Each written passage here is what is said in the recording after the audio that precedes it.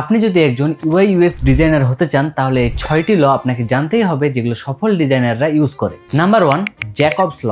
এই ল বলে মানুষ নতুন ওয়েবসাইটেও পূর্ব অভিজ্ঞতায় আশা করে, তাই পরিচিত লেআউট আর নেভিগেশন ইউজ করলে ইউজার দ্রুত বুঝে যায় কি করতে হবে। নাম্বার 2, হিগস ল। এই ল অনুযায়ী অপশন যত বেশি হবে সিদ্ধান্ত নিতে তত বেশি সময় লাগবে, তাই অপ্রয়োজনীয় চয়েস কমিয়ে ইউজারের কাজ সহজ করতে হবে। গুরুত্বপূর্ণ বাটন যত বড় হবে ইউজার তত সহজেই সেখানে পৌঁছাবে এবং ব্যবহার করাও সহজ হবে, তাই সিটিএ বাটন সবসময় স্পষ্ট এবং সহজে ক্লিক করার মতো রাখুন। নাম্বার 4, মিলার্স ল।